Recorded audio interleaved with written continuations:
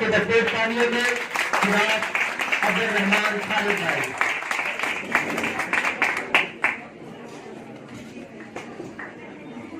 بسم اللہ الرحمن الرحیم. برطرز اندیشہ سود و زیاں ہے زندگی، ہے کبھی جان اور کبھی تسلیم جان ہے زندگی. تو اسے پیمانہ امروز و پردہ سے نہ ناپ، جاویداں پہم رواں ہر دم جواں ہے زندگی.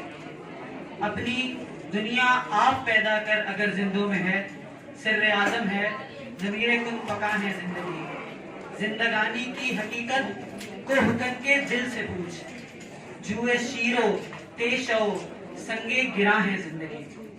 آپ سب جو آج یہاں موجود ہیں معزز مہمانان گرامی، آپ سب مبارکباد کے بھی مستحق ہیں، اور اسلامی جمعیت طلبہ راولپنڈی کی جانب سے میں آپ کا شکریہ بھی ادا کرتا ہوں کہ کتنا بڑا جو ایونٹ ہوا رائز راولپنڈی کے نام سے، کہ جو اپنے تسلسل کے 6 سال ہوا، اور آپ نے اس میں بہت نمایاں کام بھی کیا، اور آپ کو جو ذمہ داریاں تفویض کی گئیں آپ نے ان ذمہ داریوں کو ایسے طریقے سے انجام دیا جس کی مرہون منت وہ سارا کا سارا ایونٹ ہو سکا. آپ اس کے لیے مبارکباد کے مستحق ہیں. لیکن سوال یہ ہے کہ یہ سرگرمی کیا محض سرگرمی تھی یا اس کے پیچھے کچھ اور مقاصد بھی تھے؟ تو آج صرف میں آپ سے یہی بات کرنا چاہوں گا کہ ہر چیز کا ایک ظاہری پہلو ہوتا ہے اور ایک باطنی پہلو ہوتا ہے. ہر چیز کی ایک ظاہری شکل ہوتی ہے اور ہر چیز کے پیچھے کچھ مقاصد ہوا کرتے ہیں. دنیا میں کوئی بھی چیز اپنے مقصد سے خالی نہیں ہوتی. اگر اسی رائز کا ایونٹ ہوا، آپ لوگوں نے شبانہ روز محنت کی، کئی مہینوں کی محنت کے بعد یہ اتنا بڑا ایونٹ ہوا، تو یہ محض ایک سرگرمی نہیں تھی. محض اس لیے نہیں کہ چند لوگ آئیں مقابلہ جات میں حصہ لیں اور آپ اس کو آرگنائز کریں اور پھر اپنے گھروں کو چلے جائیں خوشی خوشی، اور پھر آج ہم جمع ہوں کھانا کھائیں اور پھر چلے جائیں. اس کا مقصد محض یہ نہیں ہے. اگر تو کسی کے ذہن میں یہ مقصد ہے تو یہ نہایت ایک نامکمل سے مقصد ہے. UNDP اپنی ایک رپورٹ شائع کرتی ہے 2018 میں، اور اس رپورٹ میں وہ لکھتے ہیں کہ پاکستان کی کل آبادی کا 64% 64% ایسے لوگ ہیں کہ جو 33 سال سے کم عمر ہیں. اور پھر رینڈ کارپوریشن ایک رپورٹ شائع کرتی ہے، اور آج ہم 2022 میں کھڑے ہیں تو اندازاً ایک محتاط اندازے کے مطابق وہ 64% اب 65% کو کراس کر چکی ہے. یعنی کہ پاکستان کی کل آبادی کا 65% نوجوان ہے. اگر پاکستان 100 لوگوں کا نام ہے تو اس میں سے 65 لوگ 33 سال سے کم عمر ہیں. اور پھر یہ بھی مسلمہ حقیقت ہے جو آپ جانتے ہیں کہ دنیا میں جب بھی کوئی کام کرنا ہو، کوئی بھی کام کسی بھی قسم کا مشکل سے مشکل ٹاسک ہو، اگر آپ کو کسی نوجوان کے حوالے کر دیں تو وہ صلاحیتیں بھی رکھتا ہے، وہ توانائی بھی رکھتا ہے، اور وہ اس کے لیے جان بھی لڑا دیتا ہے. تاریخ انسانی بھی اس بات کو پروو کرتی ہے. اللہ کے نبی صلی اللہ علیہ وسلم جب ایک مشکل دعوت لے کر ایک مشکل معاشرے میں اٹھتے ہیں تو سب سے پہلے ان کی آواز پر لبیک کہنے والے جو لوگ ہوتے ہیں وہ نوجوان ہوتے ہیں. کیوں ہوتے ہیں؟ اور پھر ہم کو دیکھتے ہیں کہ چاہے جو مرضی ظلم و ستم ان پر کیا جائے، جتنی مشکلات آئیں، وہ اپنے اس مقصد سے پیچھے نہیں ہٹتے. آج بھی ہم اپنے مقصد پر کھڑے ہیں، اور اسی مقصد کے لیے ہم نے یہ پیغام آپ تک بھی پہنچایا اور پھر یہ ایونٹ بھی کروایا. کیونکہ اب زمانہ تو بدل رہا ہے، لیکن وہ کہتے ہیں نا کہ لڑائی کے لیے میدان اور لشکر نہیں لازم، سنان و گرز و شمشیر و تبر خنجر نہیں لازم، بس ایک احساس لازم ہے کہ ہم دودین ہیں دونوں، نبی عین عین و سر بسر ضدین ہیں دونوں.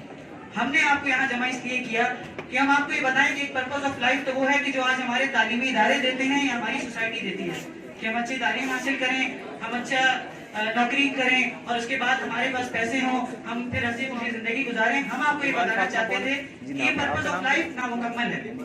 اصل پرپز آف لائف یہ ہے کہ جو اللہ کے نبی صلی اللہ علیہ وسلم نے ہم تک پہنچایا، اور وہ پرپز آف لائف اور کامیابی کا وہ تصور اصل ہے جو اللہ رب العزت فرماتے ہیں کہ فمن زحزح عن النار وادخل الجنة فقد فاز، کہ جو جہنم کی آگ سے بچا لیا گیا اور جنت میں داخل کر دیا گیا وہ کامیاب ہے. اب آپ سوچیں گے کہ رائز ایکسپو کرانے سے ہم جہنم کی آگ سے کیسے بچے ہیں اور جنت میں کس طرح داخل ہوئے ہیں یا ہوں گے.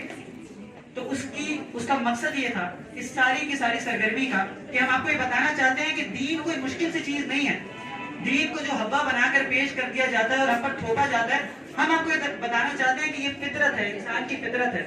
آپ نے صرف ایک چھوٹا سا کام کرنا ہے، اور آج کا حاصل کلام یہ ہے کہ آپ جو مرضی کام کر رہے ہوں، آپ جس فیلڈ میں ہوں. میں قانون کا طالب علم ہوں، آپ میں سے یہاں بہت سارے لوگ میڈیا سائنسز کے طالب علم ہیں، آپ کے انچارج ایکسپو جو ہے وہ CA کے طالب علم ہیں، ہمارے درمیان ڈاکٹر بھی موجود ہیں.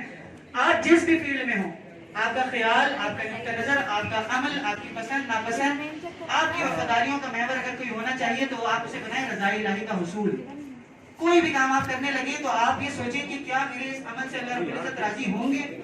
اگر تو وہ راضی ہوں گے تو پھر آپ کامیاب ہیں. بس اتنا سا کام آپ نے کرنا تھا. اسی لیے آپ کی 2 ایمبیسیڈرز میٹنگز ہوئی. ان میٹنگز میں آپ کو یہ بتایا جاتا رہا کہ آپ کو جو ذمہ داریاں تفویض کی جا رہی ہیں ان ذمہ داریوں کو آپ نے انجام کس طرح دینا ہے. پھر جو مینجمنٹ کمیٹی آپ کو ڈیل کر رہی تھی آپ نے یہ نوٹ کیا ہوگا کہ ان کا رویہ کس طرح کا تھا، ان کے اخلاق آپ کے ساتھ کس طرح کا تھا، اور وہ آپ کو بار بار کس طرح تلقین کرتے تھے کہ کوئی آپ سے بدتمیزی بھی کرے آپ نے پیار سے پیش آنا ہے. آپ کے ذمہ جو بھی ذمہ داری لگائی گئی ہے لوگ آپ کو تنگ بھی کریں گے، لوگ آپ فیڈ اپ ہو جائیں گے، آپ ایگزاسٹ ہو جائیں گے، لیکن آپ نے صبر کا دامن ہاتھ سے نہیں چھوڑنا. جو ساری باتیں ہم نے آپ کو بتائیں اور پھر ایک ٹریننگ سیشن سے آپ گزرے جو کہ 8 دسمبر کو صبح 7:30 بجے سے اور شام کو 6 بجے تک آپ اس ایٹماسفیئر میں رہے اور وہ سارا کام آپ نے کیا. وہ دراصل ایک ٹریننگ سیشن تھا اور ہم آپ کو یہ بتانا چاہتے ہیں کہ دین کوئی اچنبے کی بات نہیں ہے، کوئی برڈن نہیں ہے آپ کے اوپر. آپ جو ریگولر لائف میں کرتے رہتے ہیں، جو آپ معمولات زندگی گزارتے ہیں نارمل، بس ان میں آپ اپنے اخلاق بہتر کر لیں. آپ ہر معاملے میں سوچیں کہ کیا اللہ رب العزت میرے عمل سے راضی ہیں. اگر تو راضی ہیں تو آپ وہ کام کرتے رہیں.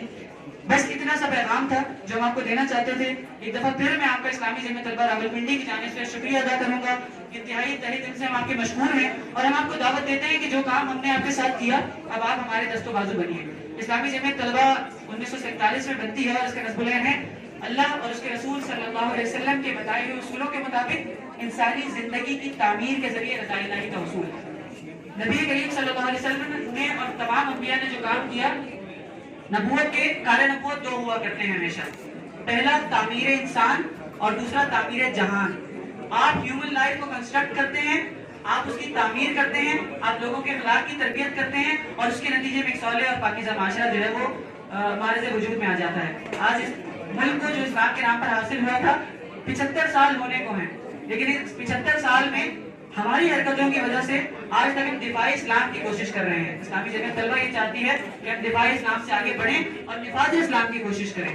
ہم لوگوں کے ذہن میں جو اسلام کا ایک تصور کریٹ کر دیا گیا ہے کہ لوگ ڈرتے ہیں، لوگ بات کرنے سے ڈرتے ہیں، ہم یہ سمجھتے ہیں کہ ہم ایک اوپن پلیٹ فارم آپ کو دیں. آپ کے ذہن میں جو سوال ہے آپ ہم سے رکھیں، ہم ڈسکشن کریں اور اسلام پر. ہم مسلمان تو ہیں لیکن ہم مسلمان تو بائی ڈیفالٹ ہے. ہم چاہتے ہیں کہ آپ بائی چوائس مسلمان بنیں.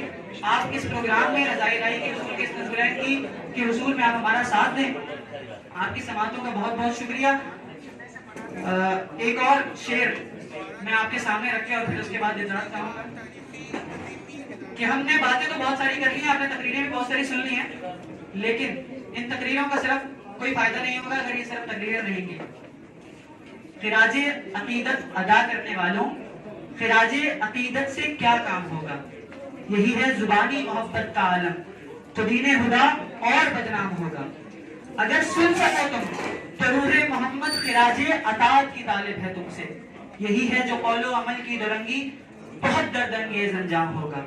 فقط خوش بیانی کے جوہر دکھا کر کوئی قوم دنیا میں بھری نہیں ہے. عمل چھوڑ کر صرف باتیں بنا کر کوئی قوم دنیا میں بھری نہیں ہے.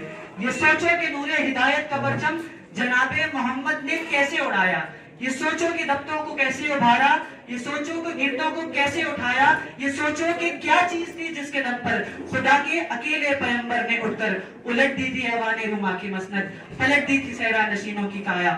اگر اس سے کچھ بھی عقیدت ہے تم کو تو اپنا وتیرہ بدلنا پڑے گا. نفاق زبان و عمل سے گزر کر صداقت کے سانچے میں ڈھلنا پڑے گا. خبر دے رہا ہے محمد کا اسوہ کہ آسان نہیں ہے مسلمان ہونا. بہت امتحانات درپیش ہوں گے، بہت سخت راہوں پہ چلنا پڑے گا. آپ کی سماعتوں کا بہت بہت شکریہ.